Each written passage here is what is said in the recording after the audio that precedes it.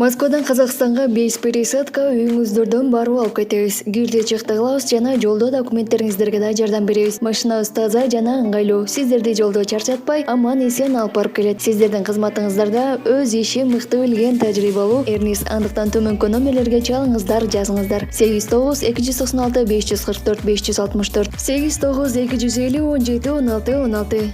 Биз ар дайым сиздердин кызматыңыздарда 24 саат бою байланыштабыз. Андыктан төмөнкү номерлерге чалыңыздар, жазыңыздар. Путин. Батыштын берген курал-жарагын жок кылабыз. Россия Федерациясынын президенти Владимир Путин Батыш жана Россиянын мамилеси тууралуу төмөнкүлөрдү билдирди. Батыш биз менен болгон мамилени Украинага курал-жарак тарабынан жардам берүүгө алмаштырды. Биз алар берген куралдарды жок кылабыз жана андан кийинки аракеттерин көрө жатарбыз, деди Путин. Булак Назар Ньюс KG. НАТО Украинаны июлда таштап кетеби? АКШ ЖМКларынын божомолу. Батыш союздаштарынын июль айындагы жолугушуусу Украинага жакшы кабар алып келбейт жана иш жүзүндө Киевти куру колго калтырат. Бул тууралуу Foreign Policy журналынын баяндамачысы Анчал Бахранын макаласына шилтеме берип РИА Новости жазды.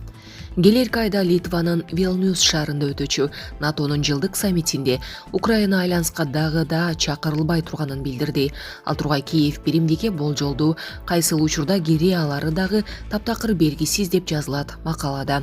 Журналист белгилегендей, Украинаны Түндүк Атлантика альянсына кабыл алууну каалабагандыктын негизги себеби Россия менен тирешүүнүн курчуп кетүүсүнөн коркуу болуп жатат. Буга чейин Украинанын тышкы иштер министрлиги Киев НАТОнун Вильнюстагы 11-12 июлга белгиленген саммитинде альянска кошулууга чакыруу алгысы келерин, андан башка чечимге канааттанбай турганын билдирген.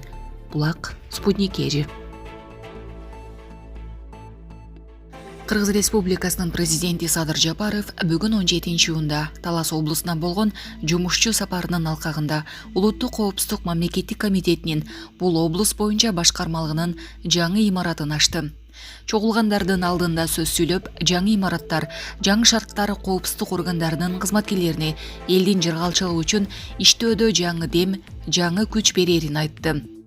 Президент кечеги өткөн тарыхыбызды билбей, эртеңки келечегибизге кам көрө албайбыз деп баса белгиледи. Ошондуктан ал өлкөнүн улуттук коопсуздук органдарынын тарых таржымалына азын оолак токтоло кетти. Садыр Жапаров анын жаралышы жана калыптануу тарыхы 1918-жылдан башталарын айтып берди.